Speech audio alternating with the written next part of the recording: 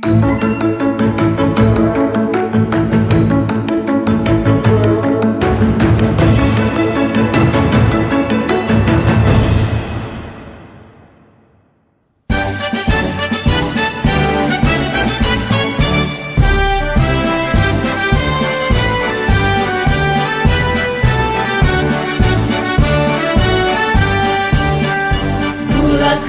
tekad kuatkan hati, negeri ini memanggilmu kawan. Belajar bergerak berbagi untuk negeri, guru penggerak majukan pendidikan. Guru penggerak menghamba pada murid, kreatif rancang pembelajaran. Hargai potensi, tingkatkan prestasi, lahirkan profil pelajar Pancasila.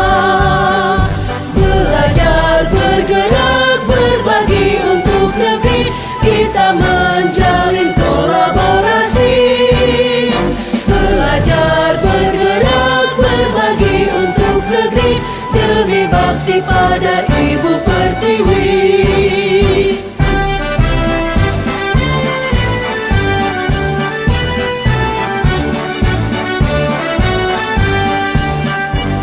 Bulatkan tekad, kuatkan hati, negeri. Assalamualaikum warahmatullahi wabarakatuh. Waalaikumsalam warahmatullahi wabarakatuh. Alhamdulillahirabbil alamin. Assalatu wassalamu ala asrofil anbiya'i wal mursalin, Sayyidina wa maulana Muhammadin wa ala alihi wa sahbihi ajma'in. Amma ba'du. Yang terhormat Bapak Kepala Sekolah SDN 1 Pandarejo atau yang mewakili, yang saya hormati Ibu Melisa Aprilia selaku narasumber CGP Angkatan 10 Banyuwangi, dan Bapak Ibu Guru SDN 1 Pandarejo serta seluruh peserta diseminasi yang dirahmati Allah Subhanahu wa Ta'ala. Alhamdulillah, puji syukur mari kita haturkan kehadirat Allah Subhanahu wa Ta'ala, karena berkat rahmatnya kita masih bisa berkumpul untuk bersama-sama menimba ilmu. Acara diseminasi CGP Angkatan 10 merupakan acara yang diselenggarakan oleh Ibu Melisa Aprilia dengan tujuan sebagai sarana belajar bagi rekan sejawat untuk belajar bersama. Acara diseminasi kali ini mengusung tema yaitu tentang budaya positif dengan narasumber Ibu Melisa Aprilia. Susunan acara pada hari ini: 1. Pembukaan. 2. Sambutan kepala sekolah atau yang mewakili. 3. Penerapan materi atau narasumber sekaligus tanya jawab. 4. Penutup. Alhamdulillah, sekarang kita akan memasuki sambutan dari Bapak Kepala Sekolah atau yang mewakili. Kepada Ibu Isniwati dipersilakan.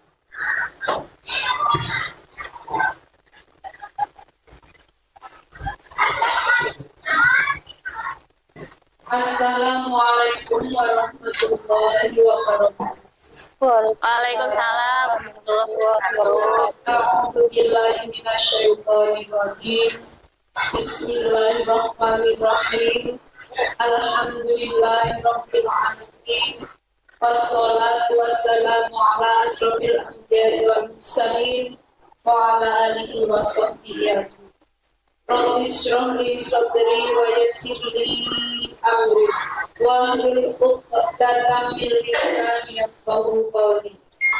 Yang terhormat narasumber CGP Ibu Melisa Aprilia, dan yang saya hormati Bapak Ibu Guru SDN 1 Pandarejo. Pertama-tama marilah kita mengucapkan syukur alhamdulillah karena pada pagi hari ini kita semua masih diberi kenikmatan, umur panjang dan kesehatan, sehingga bisa berkumpul di kelas ini dalam keadaan sehat walafiat. Salawat serta salam semoga tetap terlimpah kepada junjungan kita Nabi Muhammad SAW beserta keluarga dan sahabat. Semoga syafaat beliau akan sampai kepada kita semua. Amin.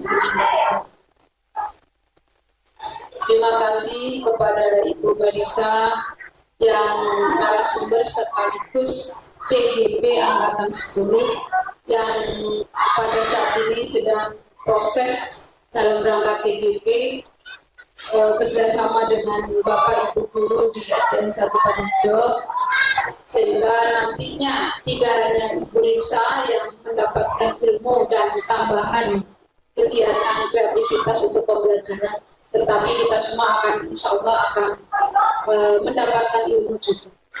Dan terima kasih juga atas kesediaan Bapak Ibu Guru semua yang membantu pelaksanaan proses dalam rangka CGP. Semoga semua akan berjalan lancar sehingga proses CGP Bursa akan cepat selesai dengan beberapa nilai yang bagus. Amin. Demikian sambutan dari Wakil Kepala Sekolah. Semoga kita semua bisa mengikuti sampai selesai. Amin. Sehingga maksimal tujuannya bisa mengadakan Diseminasi. Demikian kurang lebihnya maaf. Assalamualaikum warahmatullahi wabarakatuh. Waalaikumsalam warahmatullahi wabarakatuh. Acara berikutnya, marilah kita bersama-sama belajar bersama yang akan disampaikan oleh CGP kita, Ibu Marisa Aprilia. Waktu dan tempat dipersilahkan. Terima kasih atas waktunya. Assalamualaikum warahmatullahi wabarakatuh. Waalaikumsalam warahmatullahi wabarakatuh. Yang terhormat Bapak Kepala Sekolah SDN 1 Pandorejo dan ini diwakili oleh Ibu Rizky Melati. Yang saya hormati Bapak Ibu Guru SDN 1 Pandorejo, guru-guru hebat yang alhamdulillah terima kasih sekali sudah mau hadir memenuhi undangan kami. Baik Bapak Ibu, mohon izin terima kasih banyak atas kehadirannya. Untuk kali ini saya melakukan diseminasi tentang penerapan budaya positif di sekolah sebagai bentuk laporan dari tugas saya CGP Angkatan 10 SDN 1 Pandorejo Kabupaten Banyuwangi. Di sini adalah bentuk aksi nyata saya dalam berbagi praktik kepada rekan sejawat di sekolah masing-masing. Baik Bapak Ibu, mohon izin untuk menyampaikan materi hari ini. Mohon kita belajar bersama untuk mewujudkan sekolah yang kita impikan sesuai dengan visi yang telah kita sepakati tempoh hari. Untuk kali ini yang akan saya sampaikan tentang penerapan budaya positif di sekolah.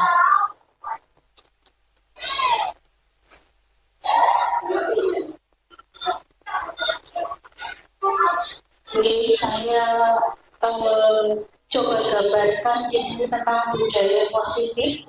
Ada gambar di sebelah kiri tentang budaya positif.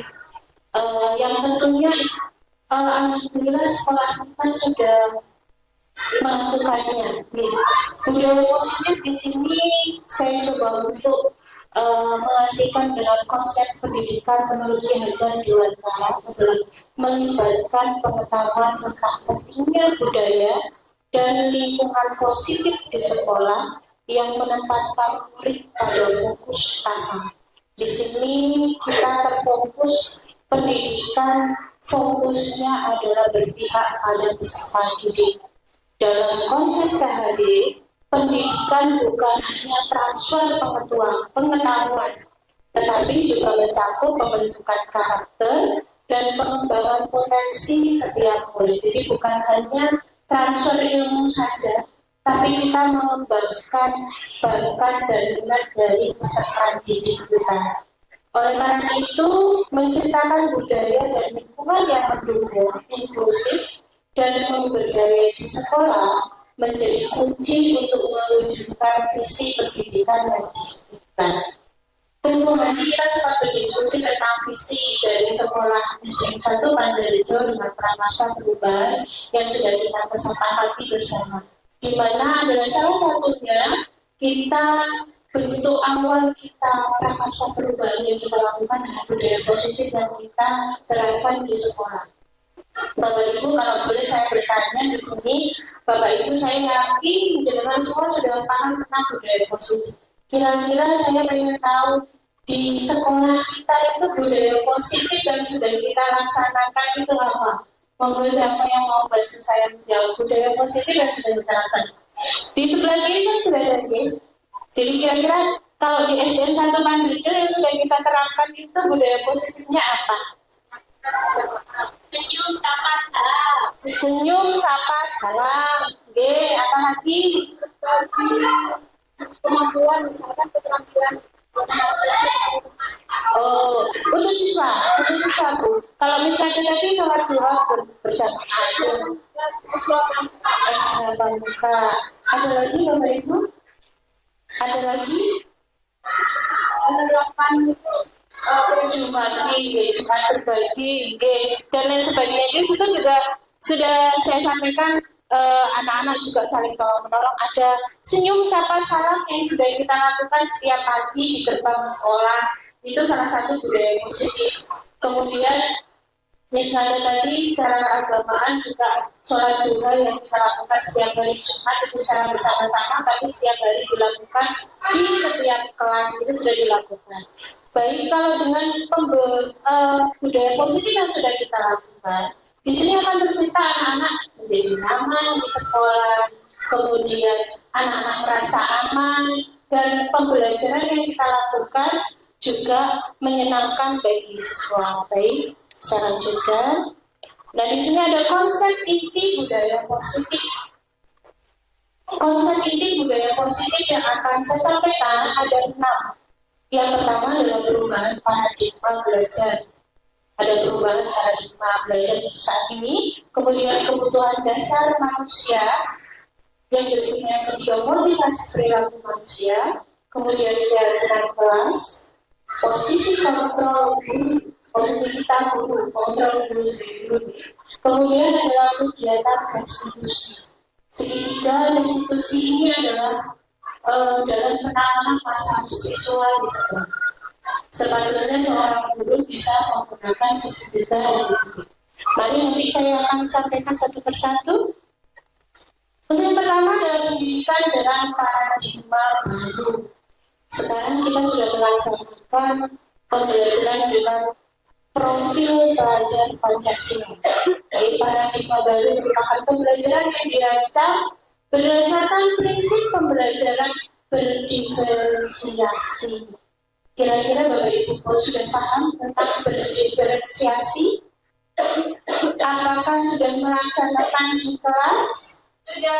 Sudah. Alhamdulillah sudah melaksanakannya.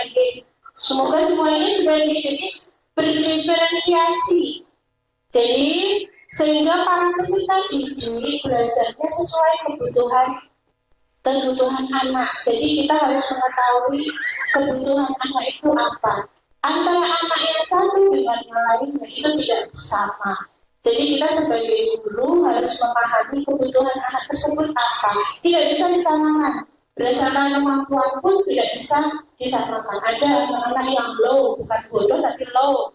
Kemudian ada yang anak pintar. Okay. Tapi di sini penilaian guru tidak boleh sama. Nilai pintar di sini anak yang pintar 80 untuk anak yang pintar dengan 80 anak yang low itu berbeda. Jadi disinilah letak berdiferensiasinya. Namun kita bisa melakukan ketika pembelajaran itu anak yang benar-benar pintar di kelas bisa menjadikan tutor sekalian. Sehingga kita bisa mewujudkan dari profil pelajar Pancasila ini yang sudah ada dalam visi sekolah ini terwujud. Yang pertama, beriman bertakwa kepada Tuhan yang Maha Esa dan berakhlak mulia. Yang kedua, berkebinekaan global. Yang ketiga, bergotong royong. Keempat, kreatif.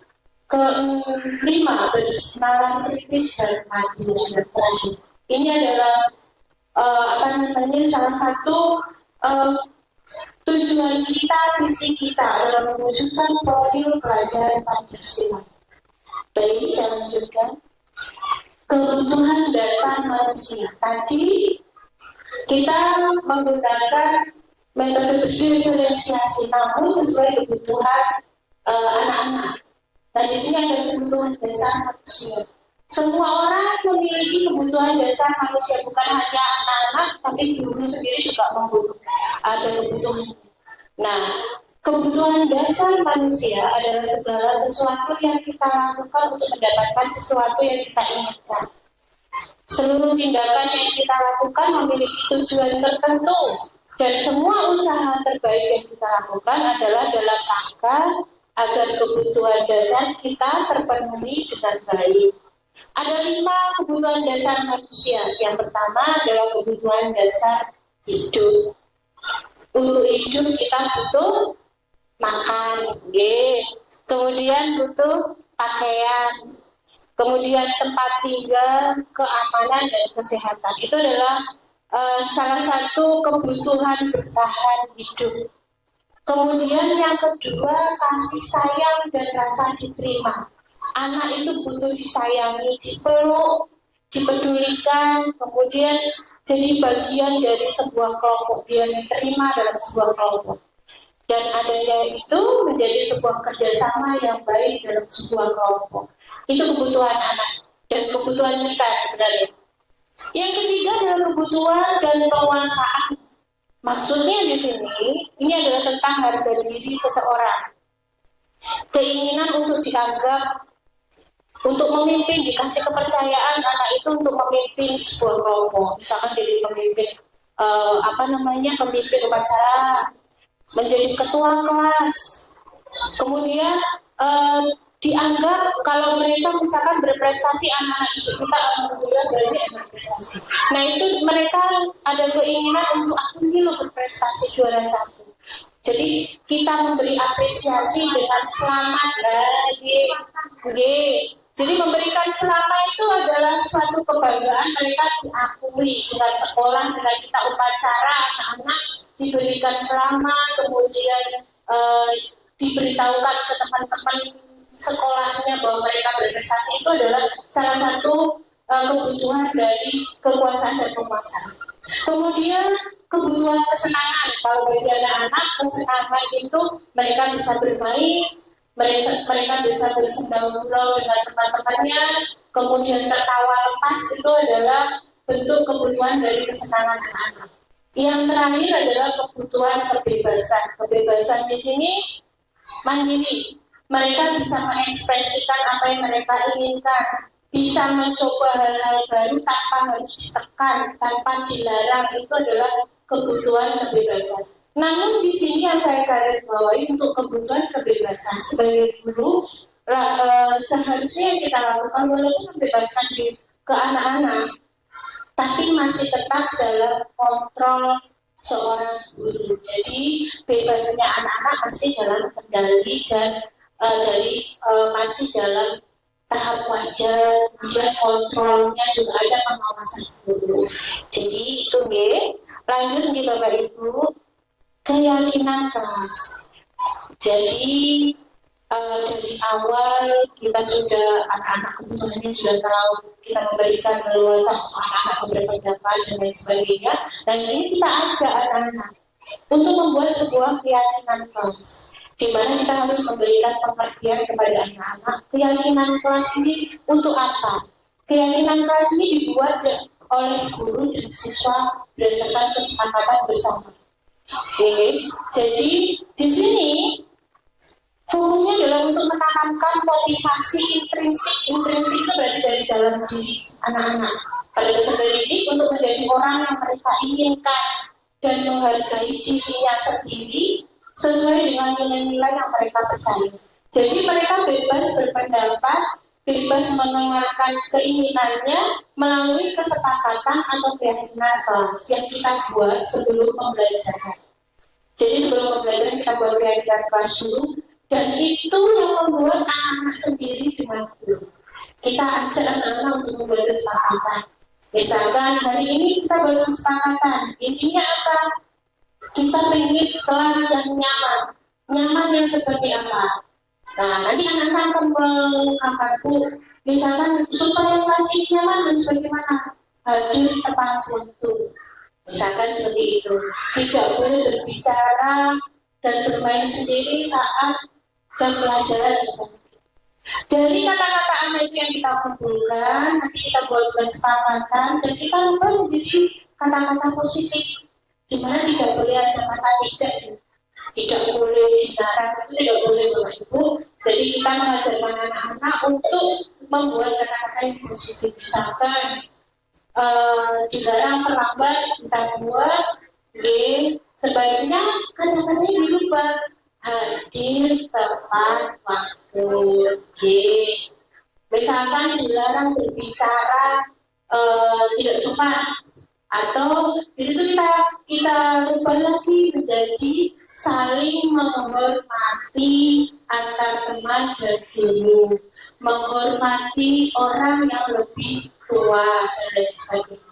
Jadi, ini fungsinya keyakinan kelas agar anak-anak motivasi dalam dirinya terbentuk, di mana mereka dengan sadar kesadarannya sendiri untuk tidak melanggar keyakinan yang sudah dibuat di dalam kelas tersebut. Jadi bukan tertekan karena ada peraturan sekolah itu kayaknya harus tidak boleh dilanggar. Tapi kalau ini dari kesepakatan mereka sendiri, mereka akan dengan sukarela melaksanakan dan tidak melanggar. Itu dari maksudnya, jadi tidak kemudian meminimalisir untuk anak-anak berbuat yang tidak sesuai dengan keyakinan yang sudah mereka buat. Baik, selanjutnya. Nah, di sini tadi saya sampaikan bahwa ada motivasi intrinsik. Intrinsik di sini adalah dari dalam diri. Nah, di sini ada motivasi ekstrisik. Ekstrisik ini dari mana? Dari orang lain. Misalkan untuk menghindari ketidaknyamanan atau hukuman. Yang kedua, untuk mendapatkan imbalan penghargaan dari orang lain. Biasanya anak-anak itu ada kebiasaan yang mungkin tanpa kita sadari ternyata membuat anak-anak itu menjadi tergantung. Kadang kita, ayo misalkan kerjakan tugas ini, yang cepat selesai, bisa kasih kasih hadiah, misalkan gitu ya. Ternyata itu berdampak buruk pada anak-anak. Itu adalah motivasi ekstrinsik dari luar, dari saya. Kalau misalkan di sini saya gurunya, berarti motivasi itu dari saya. Mereka termotivasi terpacu untuk mengajarkan tugas untuk menjadi lebih baik. Itu karena ada hadiahnya. Kalau tidak ada hadiahnya, mereka tidak semangat. Ternyata itu tidak baik dan harus dihindari. Yang harusnya dilakukan adalah membangun motivasi intrinsik dari dalam diri anak-anak, sehingga anak-anak ini bisa mencapai impiannya sendiri karena kesadaran mereka sendiri, bukan dari orang lain, tapi motivasinya dari dirinya sendiri dan yakin dengan apa yang sudah mereka keyakinan yang sudah disepakati itu. Bahwa meyakini itu, jadi mereka belajar dengan rajin, karena mereka mau, karena mereka ingin berprestasi, bukan karena dari dorongan Bapak Ibu guru. Mereka mau piket setiap hari membersihkan kelas karena kemauan sendiri, karena ingin kelasnya bersih. Jadi bukan karena dorongan dari Bapak Ibu guru. Itu maksudnya dari motivasi intrinsik. Kemudian ini ada perbedaan hukuman, konsekuensi, dan restitusi. Bapak Ibu, tanpa kita sadari, kadang kita masih pernah melakukan hukuman, konsekuensi, dan restitusi. Ada 3 perbedaan di sini. Hukuman itu biasanya Bapak Ibu berikan itu secara langsung. Anak-anak mereka spontan. Jadi anak melakukan kesalahan langsung dihukum.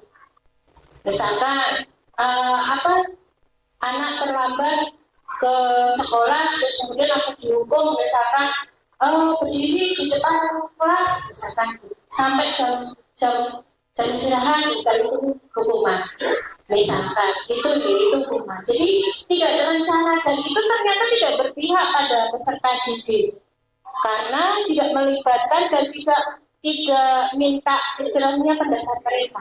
Jadi hal bersifat satu arah hanya dari guru. Kemudian kalau konsekuensi itu sudah terencana, misalkan aturan sekolah terlambat datang ke sekolah berarti mereka konsekuensinya mereka harus kan mengganti jam pelajaran sekolah, berarti misalkan istirahat mereka 10 menit beristirahat untuk mengganti jam yang sudah terlewat saat terlambat. Ini konsekuensinya dan tertulis. Tapi di sini murid tetap dibuat tidak nyaman karena mereka merasa seperti tadi diambil jamnya 10 menit berarti kan mereka tidak bisa istirahat, tetap tidak nyaman. Kemudian sikap guru memonitor, kita monitor siswa. Jadi anak-anak itu merasa dimonitor, terus diperhatikan. Beda lagi dengan restitusi. Kalau restitusi ini proses menciptakan kondisi bagi murid untuk memperbaiki kesalahannya. Jadi anak-anak ini diminta untuk mencari solusi sendiri atas permasalahan yang mereka hadapi. Diajak berpikir, diajak berdiskusi, bagaimana sih kamu harus menyelesaikan masalah ini tanpa gurunya yang mengarahkan saja, tanpa tekanan.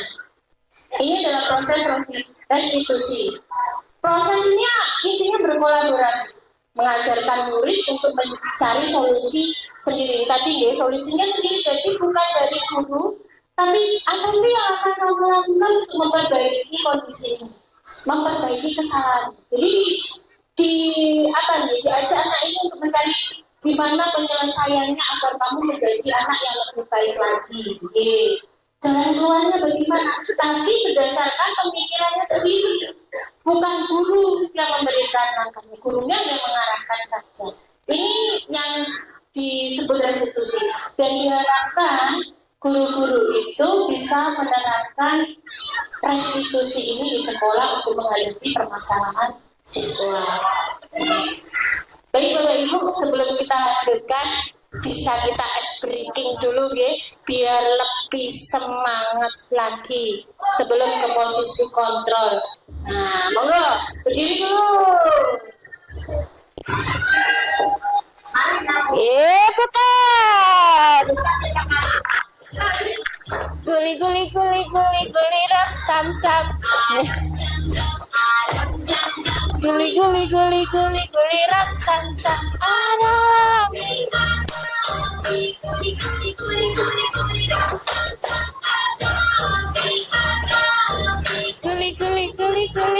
ram sam. Biar lemes semua badannya. Ayo lebih cepat. Guli ram sam.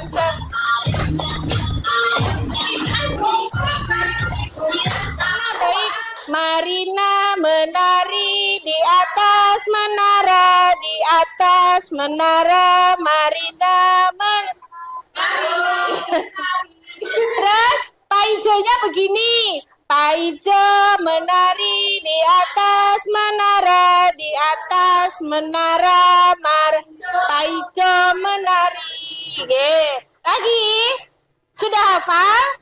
Baik, ya 1, 2, 3. Marina menari di atas menara, Marina menari, Paijo menari di atas menara, Paijo menari. Sekarang gantian saya ya, bergerak jenengan yang nyanyi. Jadi jenengan nyanyinya sesuai dengan gerakan saya. Oke? Marina dan Paijo. Gitu ya? Boleh.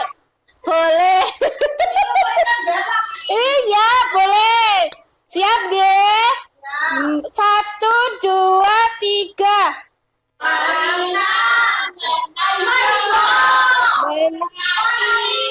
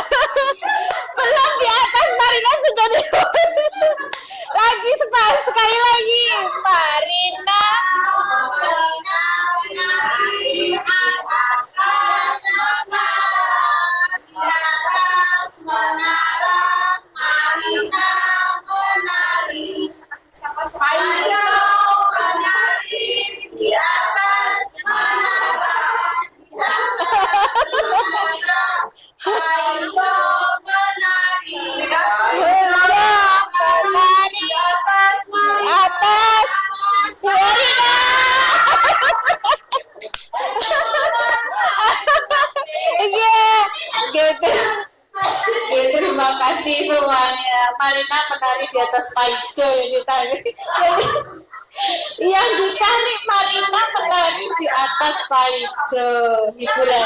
Oke, biar semangat Bapak Ibu deh. Nggih. Bapak Ibu. Kembali konsentrasi kepada posisi kontrol kita seorang guru. Jadi Bapak Ibu, saya lanjutkan kembali tentang ada 5 posisi kontrol yang diterapkan guru, antara lain sebagai pemberi hukuman, yang kedua adalah membuat rasa bersalah, yang ketiga teman, kemudian yang keempat pemantau, dan yang terakhir kelima adalah manajemen. Baik, ini ada salah satu contoh, ada video ya, di mana di sini akan dijelaskan tentang 5 posisi kontrol. Dan kita ada di posisi mana Kak? Jenengan lihat dulu. Ibu dan Bapak ini hebat dalam penerapan disiplin positif restitusi. Salah satu program yang dikembangkan adalah 5 posisi kontrol. 5 posisi kontrol dalam restitusi adalah proses perjalanan seorang pendidik agar menghidupkan. Pada video kali ini, kita akan membahas tentang 5 posisi kontrol yang dikembangkan penelitian dosen dan contoh penerapannya.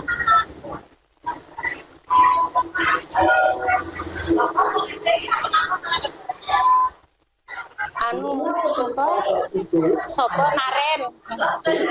Posisi posisi kedua Naren. Posisi kontrol. Posisi tenang. 4. Posisi pemantau atau monitor. Dan 5. Posisi manajer. Untuk lebih memahami kelima posisi tersebut, mari kita saksikan kasus Naren yang terlambat hadir 20 menit di sekolah dan melihat bagaimana kelima posisi kontrol dalam menghadapi masalah tersebut. Posisi pembuku ini adalah posisi pertama.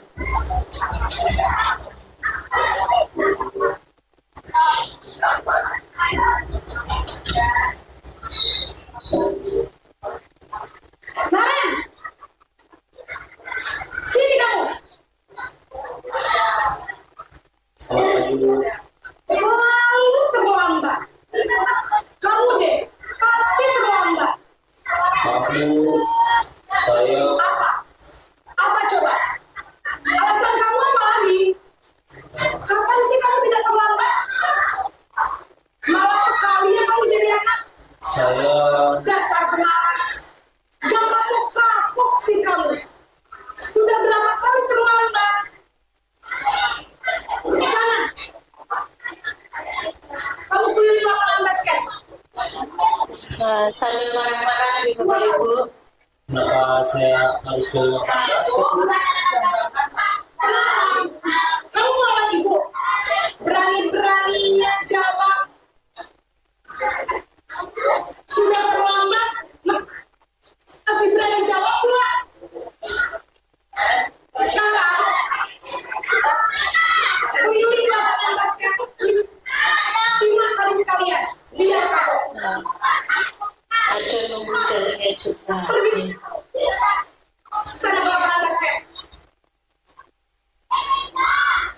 Posisi pembuku biasanya berbicara dengan nada tinggi, Menghadap, menunjuk, menyakiti, dan menyindir. Hukuman bisa berupa fisik maupun psikis. Ibu dan bapak guru hebat. Dampak yang terjadi pada murid ketika B berada pada posisi pembuku adalah murid cenderung akan memberontak, bahkan dendam. menyimpan dendam Bapak Ibu untuk menghukum. Jadi anak-anak akan merasakan ada dendam pada Bapak Ibu gurunya.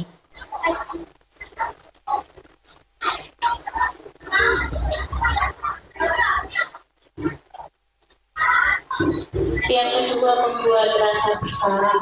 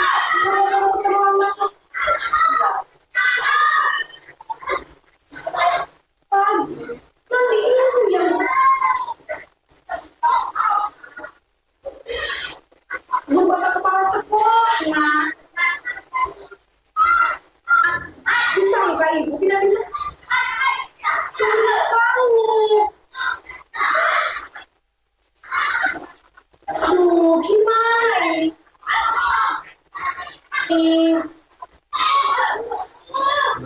Maaf Bu, lu Gusti Nareng.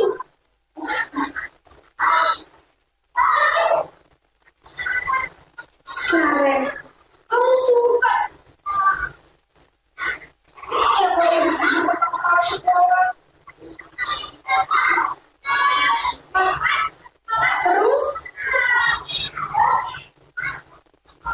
sekarang ibu harus tulis apa ini? Aku absen. Ini kamu sudah sering terlambat ya?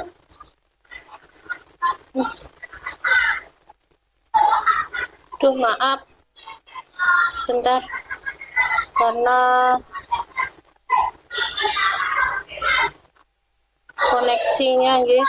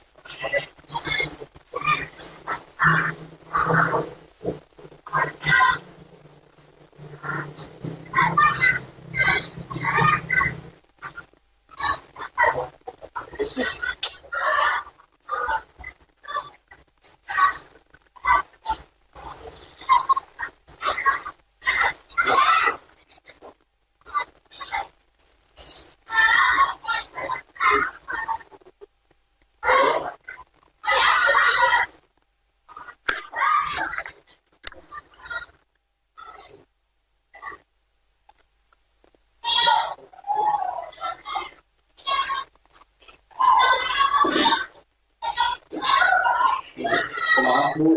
Gusti Nareng. Nareng, kamu suka ya kalau ibu tidur ke kepala sekolah? Terus sekarang ibu harus tulis apa ini di buku absen? Ini kamu sudah sering terlambat loh.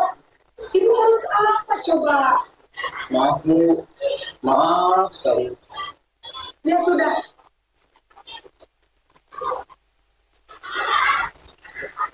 Lain kali jangan bikin pulsa lagi anak ya. Ibu tidak akan kuat lagi kalau kamu begini terus. Bisa jantungan kalau ibu ketemu bapak kepala sekolah. Sama cepat, pas. Maaf ya Bu, maaf sekali. Posisi membuat rasa bersalah, berbicara dengan nada tenang, cenderung lembut. Namun kata-kata yang diutarakan membuat milik Elsa menjadi orang yang gagal. Memandang buruk dirinya sendiri, merasa tidak berharga, dan tidak sanggup membahagiakan orang lain. Ketika guru mengambil posisi membuat rasa bersalah, murid akan menganggap dirinya yang bersalah dan ia akan menyimpan emosi negatif tersebut di dalam dirinya.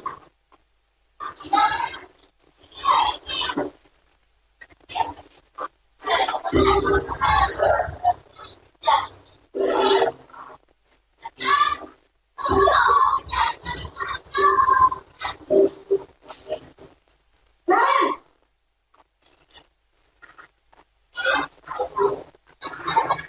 Makanya wah, sudah jam berapa ini nak? Terlambat lagi ya saya. iya Bu, habis ibu saya ngomongin saya Bu. Kamu malah menjawabkan ibu kamu. Kamu kenapa lagi kamu kerja? Terlambat sih. Iya Bu, saya malu tadi. Jadi biarpun saya kencang, tetap gak kencang Bu. Ya sudah sana. Nanti lain kali jalan terus lagi ya. Biar gak terlambat lagi. Bikin senang ibu. Demi ibu. Ya, saat Bisa Bu. Ini posisi kontrol sebagai teman. kamu ini ada saja. Anak lebih enjoy ngomong sama guru. Si teman, guru berbicara dengan nada suara ramah. Cenderung disini dengan guru untuk menjaga suasana tetap santai. Murid akan merasa senang, aman, dan akrab dengan guru. Identitas yang tercipta adalah identitas sukses atau berhasil. Namun, murid menang karena ini masih dorongan eksternal. Maka ada faktor ketergantungan dan pada peran tertentu. Di sini, guru absennya sebenarnya lain waktu, murid bisa berkontak dengan guru, namun pada saat Ada segi positif dan negatifnya dari masing-masing posisi. Ini yang keempat, yuk.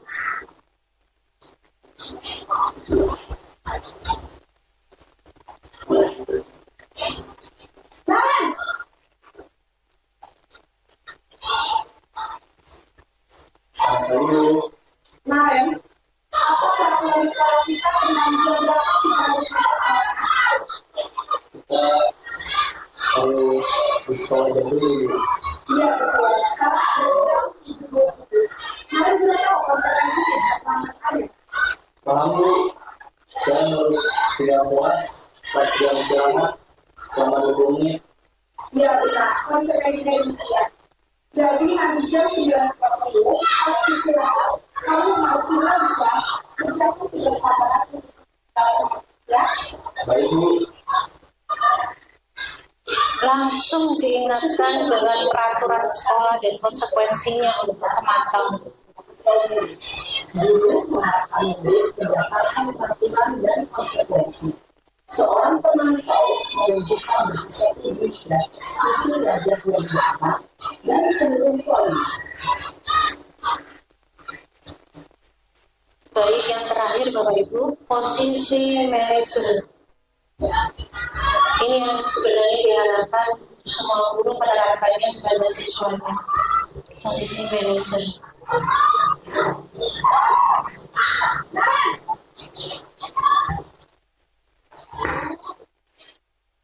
Aduh. Selamat pagi Naren. Maaf Bu, saya belajar. Ya, sekolah masuknya jam 7, sekarang sudah jam 7.20. Jadi sekarang bagaimana ini? Maaf Bu, saya lupa salah saya semalam. Baiklah, menurut kamu, keyakinan sekolah yang mana? Mengenai diri sendiri dan orang lain mungkin Bu. Setuju. Jadi, apakah Naren meyakini prinsip saling menolak tersebut? Ya Bu, saya meyakininya. Apakah Naren bersedia memperbaiki masalah kekeluargaan? Bersedia Bu. Bagaimana kalau memperbaiki masalah kekeluargaan ini? Saya mau coba untuk tidak lupa menikah orang saya Bu. Baik, kalau Naren pilihan, ada orang yang tidak bisa bantu melakukan tidak? Ada Bu, kata saya. Aima, Ada lagi selain lain. selain Aima, ada ibu saya. Dan jadi yang membutuhkan ada. Ya. Kira-kira apa biasa alami? Setelah pulang sekolah, akan segera saya lakukan. Baik, jadi Naren akan segera alami untuk bangun besok pagi dan akan diingatkan oleh mata dari ibu dan anaknya. Ada lagi yang ingin berubah kan? Agar tidak keluar dari lagi. Tidak ada Bu. Baik, terima kasih untuk kerjasama Anda. Sekarang kita kembali ke kelas belajar. Baik Bu, terima kasih. Posisi manajer adalah posisi kontrol yang disarankan untuk menahan dan memiliki sikap disiplin yang positif, yaitu memiliki diri, bertanggung jawab, dan dapat memecahkan masalah. Tujuan dari posisi ini adalah agar murid dapat berefleksi atas tindakannya. Guru akan terus memberikan pertanyaan yang bermakna, sehingga membuat murid dapat belajar dari kesalahannya dan mencari sebuah solusi untuk menyelesaikan. Ibu dan Bapak Guru bilang, setelah mengamati adegan kelima posisi kontrol tadi, kira-kira posisi mana yang paling ideal? Posisi mana yang dapat menunjang motivasi dan prinsip ini? Ya, tentu posisi manajer. Posisi ini memang posisi beliau ini tujuh sebelah ini. Ada posisi inilah dia dapat menempatkan di positif yang berpihak pada diri, yang merdekakan diri. Perjalanan seorang pendidik tentunya tidak mudah untuk sampai pada posisi seorang manajer. Namun tujuan kita pasti, yaitu menciptakan yang merdeka dan bertanggung jawab. Baik Bapak Ibu, itu tadi tentang 5 posisi kontrol sebagai guru. Tadi sudah disampaikan bahwa untuk menciptakan siswa yang mandiri bertanggung jawab. Bapak Ibu, yang ingin saya tanyakan, kira-kira ada di posisi manakah kita saat ini setelah melihat cuplikan video tadi? Bu Ismi ada di posisi 1. Posisi 1 berarti penghukum Bu Ismi. Oke. Jadi tadi sudah disampaikan Bu Ismi bahwa posisi penghukum itu nanti membuat anak adu dendam. Mudah-mudahan setelah ini dirubah Bu Ismi, jadi jangan lagi penghukum. Bu Ari posisi mana? Tergantung situasi. Oh, tergantung situasi. Kalau anaknya malam-malam jangan ngomong, jadi saya. Oh gitu ya. Tergantung situasi Bu Ari. Miss Nada. Mana ya? Miss Nada apa posisinya? Jadi bisa pemukul atau tadi sebagai teman atau sebagai apa namanya manajer tadi gimana? Melihat sikon. Oh, melihat sikon. Baik. Baik, Bu Nada dan Bu Ari melihat sikon. Tapi di sini Bapak Ibu diharapkan posisi kita sebagai guru itu ada di posisi manajer. Kenapa? Di sini posisi manajer mengajak anak-anak untuk berdiskusi. Pemakaian katanya juga tidak dengan bentak-bentak, tidak dengan ramah, mengajak anak-anak berdiskusi, mencari solusi dari permasalahan yang mereka sedang lakukan, kemudian membantu anak untuk memperbaiki dirinya sendiri dengan solusi yang mereka buat sendiri. Jadi itu yang diharapkan untuk posisi yang terbaik kita sebagai guru. Baik Bapak Ibu, untuk kita bisa melakukan posisi kontrol manager, ada yang harus kita lakukan adalah posisi itu, mendukung posisi itu dengan tahapan segitiga restitusi. Jadi tahapan yang tadi dilakukan pada cuplikan video itu adalah memakai tahapan segitiga restitusi. Jadi restitusi itu apa? Jadi proses menciptakan kondisi bagi murid untuk memperbaiki kesalahan mereka sehingga mereka bisa kembali pada kelompok dengan karakter yang lebih kuat. Jadi tidak terus anaknya dicemburu, merasa bersalah dan lain sebagainya, tapi mereka lebih kuat dengan mereka menyadarinya sendiri dari solusi yang mereka buat sendiri. Jadi mereka tidak lagi jadi anak yang akhirnya jadi murung dan lain sebagainya, tapi mereka kembali dengan senang hati karena mereka tidak dihukum. Tidak dihukum tapi bersama-sama mencari solusi. Itu dinamakan adalah segitiga restitusi, membantu murid menjadi lebih baik, menjadi lebih memiliki tujuan, disiplin yang positif, dan memulihkan dirinya setelah berbuat kesalahan. Mereka menyadarinya bahwa mereka berbuat kesalahan dan mereka tahu apa yang mereka langgar dan solusi apa yang harus mereka lakukan. Ini mereka sendiri.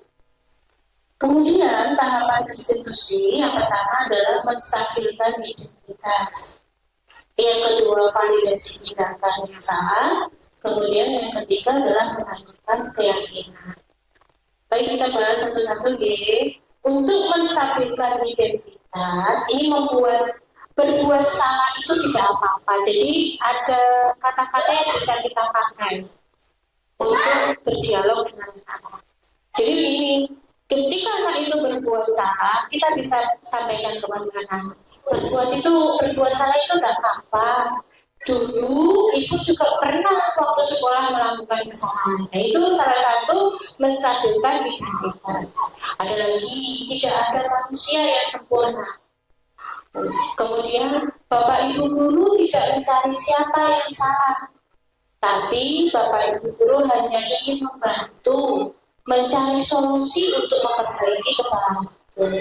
Ini adalah salah satu contoh kata-kata yang bisa kita lakukan pada tahapan menstabilkan identitas. Selanjutnya adalah validasi tindakan. Jadi validasi tindakan kita bisa menyampaikan pertanyaan-pertanyaan kepada anak-anak dengan kata-kata, misalkan kamu pasti punya alasan mengapa melakukan hal itu. Jadi kita tanyakan misalnya anak itu kenapa, alasannya apa melakukan hal itu. Kemudian padahal kamu bisa melakukan hal yang lebih buruk lagi, tapi tidak dilakukan. Itu yang kedua. Jadi anak lebih kuat, oh iya aku tidak melakukan lebih buruk lagi, misalkan berarti tidak mukul, nah itu tadi dua itu. Kemudian kamu boleh mempertahankan sikap itu, tapi kamu harus menambah sikap yang baru. Jadi kemudian kamu patut bangga pada diri sendiri karena kamu telah melindungi sesuatu yang penting buat. Jadi tetap mendukung walaupun anak itu melakukan kesalahan, tapi kita tetap memberikan dukungan dengan kata-kata yang baik, bukan menghujat, bukan marah-marah. Baik, yang terakhir adalah yang ketiga adalah menanamkan keyakinan. Setelah mereka mengakui kesalahannya, mereka tahu apa yang mereka lakukan, alasan mereka melakukannya. Kita ingatkan dengan nilai-nilai yang telah kita sepakati di dalam kelas. Ini Bapak Ibu fungsi dari kesepakatan kelas yang kita buat. Ada peraturan sekolah dan kesepakatan kelas yang kita buat. Ketika anak melakukan kesalahan, kita ingatkan kembali kesepakatan yang telah kita buat bersama ketika di dalam kelas. Jadi anak-anak akan menyadari dengan sendirinya kesepakatan mana yang mereka buat. Misalkan dengan menanyakan keadaan anak, nilai kesepakatan mana yang telah kamu langgar. Ingatkan, karena kesepakatan itu dibuat secara bersama-sama. Jadi kita ingatkan kembali dari kesepakatan itu mana yang dilanggar. Kemudian yang berikutnya, apa yang kamu lakukan untuk memperbaiki kesalahan? Kita ajak anak tersebut untuk mencari solusi bagaimana anak itu bisa memperbaiki kesalahan tersebut. Ini, jadi mereka sendiri yang mencari solusi. Seperti Naren tadi, dia langsung mencari solusi sendiri. Saya akan menghidupkan alarm. Saya akan meminta tolong kepada kakak Emma dan ibunya untuk membangunkan. Semua solusi itu Naren sendiri yang membuat. Jadi guru hanya menuntut gimana caranya Naren untuk bisa memperbaiki kesalahan tersebut. Jadi bukan melalui hukuman. Guru itu tidak memberikan hukuman sama sekali kepada Naren, tapi diajak untuk mencari solusi bersama. Dan Naren menyadari bahwa Naren sudah melanggar keyakinan yang sudah disepakati bersama. Jadi maksudnya seperti itu Bapak Ibu. Jadi tidak perlu kita melakukan hukuman fisik yang membuat anak-anak ini tidak nyaman. Cukup dengan restitusi, tahapan restitusi, kita bisa menyelesaikan permasalahan anak-anak dengan baik, tidak tanpa harus menghukum. Baik Bapak Ibu, di akhir ini setelah saya sampaikan kegiatan untuk segitiga restitusi, bisa saya simpulkan. Dalam penerapan program disiplin positif, hendaknya seorang guru memiliki standar kepribadian profesi dan sosial yang baik, di mana guru mampu merefleksikan dirinya dalam posisi kontrol saat yang dimana diharapkan posisi kontrol kita adalah sebagai manajer. Jadi kira-kira Bapak Ibu, kalau kita berusaha untuk merubah diri kita tadi Bu, di sini ada di posisi kontrol mampu, terus dirubah menjadi posisi kontrol manager. Bisa nih Bu, ini kita kesepakati, bisa nih, harus merubah. Ini kan untuk anak-anak kita, membentuk anak-anak kita menjadi insan yang mandiri, merdeka dan bertanggung jawab. Sesuai dengan apa standar nasional pendidikan. Jadi anak yang berkarakter mandiri, bertanggung jawab sesuai dengan visi sekolah kita. Kita wujudkan bersama-sama, kita buat menjadi lebih baik lagi agar kedepannya anak didik kita bisa sesuai dengan visi sekolah. Baik Bapak Ibu, ada yang perlu ditanyakan sebelum saya tutup acara ini? Sudah cukup kan? Sudah bisa dipahami ya? Mari bersama-sama kita lakukan dalam mendampingi putra-putri kita di SDN 1 Pandorejo menjadi insan yang mandiri dan berprestasi sesuai dengan profil belajar Pancasila.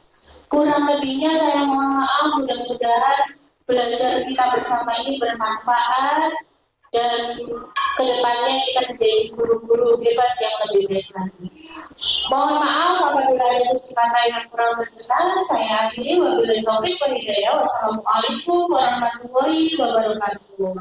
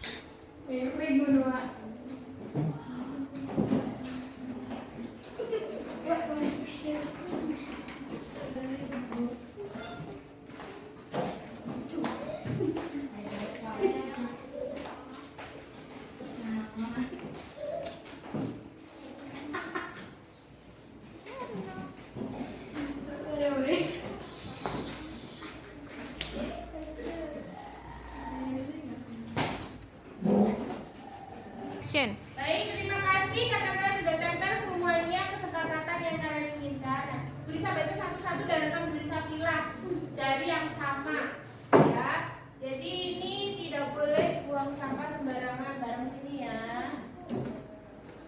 Nih. Tidak boleh datang terlambat.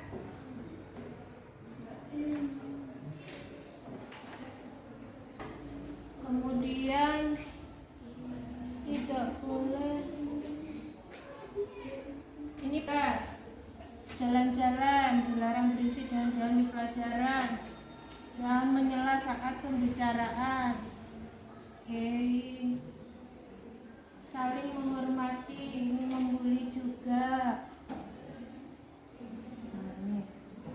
Nah, ada 1, 2, 3, 4, 5 ya. Di sini tidak boleh membuli teman. Kemudian yang di sini dilarang berisik berjalan-jalan ketika pembelajaran. Yang ini tidak boleh datang terlambat dan di sini tidak boleh membuang sampah sembarangan. Di sini harus saling tidak boleh. Oh, ini saling menghormati, harus saling menghormati. Bu Risa tulis hasilnya. Ya, tidak boleh terlambat.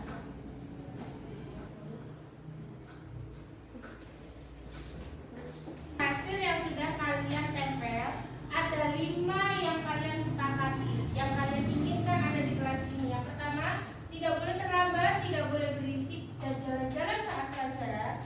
Kemudian yang ketiga, harus saling menghormati dan menghargai. Yang keempat, tidak boleh membuli teman.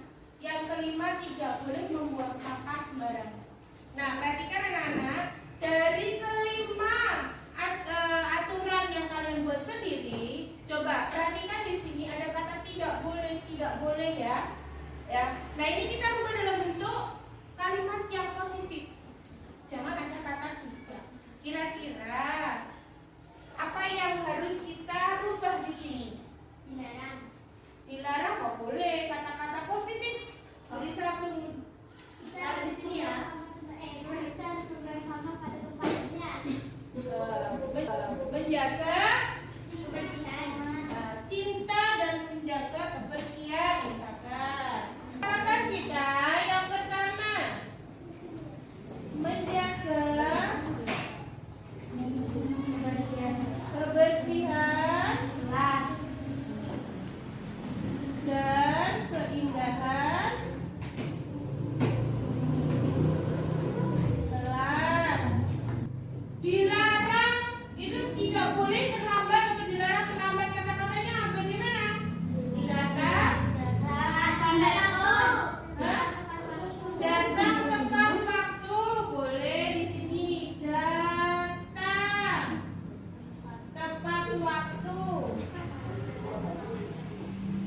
Kalau datang tepat waktu itu berarti kita melatih apa? Disiplin. Dan datang tepat waktu. Baik, yang ketiga. Yang ketiga, tidak boleh berisik dan jalan-jalan saat pelajaran. Berarti gimana? Aktif? Aktivitas. Aktif di saat pelajaran. Gimana?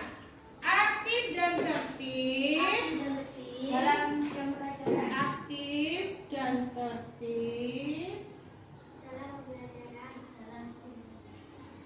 dan apa? Aktif, tertib dan fokus saat jam pelajaran.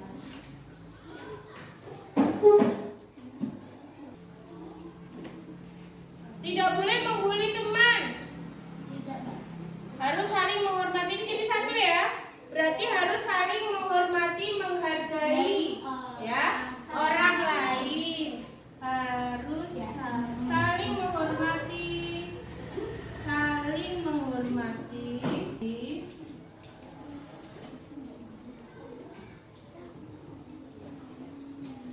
Saling menghormati dan menghargai. Nah, ya. Perhatikan, berarti ada 4 kesepakatan yang sudah kita tulis di sini. Di sini 5 kelas, kenapa di sana 4?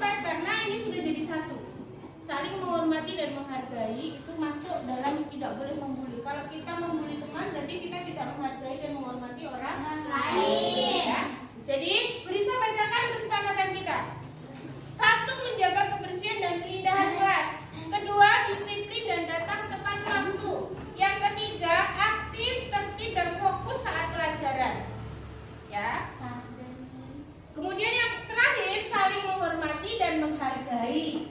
Nah, dari keempat kesepakatan yang sudah kita buat, kalian meyakini semuanya? Yakin. Yakin. Kalau kalian meyakini berarti siap untuk melaksanakannya? Iya. Berarti kalau siap tidak boleh bagaimana? Jadi sebisa mungkin kalian harus bisa mematuhinya dan tidak melanggarnya. Siap ya? Siap. Berarti kalau siap kalian adalah anak yang hebat. Baik, terima kasih anak-anak. Mudah-mudahan kesepakatan yang sudah kita buat ini bisa kita laksanakan, kita terapkan, kita patuhi agar kelas yang kita harapkan menjadi kelas yang nyaman, menyenangkan, dan menjadi kelas yang aktif seperti yang kalian harapkan bisa tercapai. Terima kasih, Bu Risa akhiri. Wabillahi taufiq wal hidayah. Assalamualaikum warahmatullahi wabarakatuh.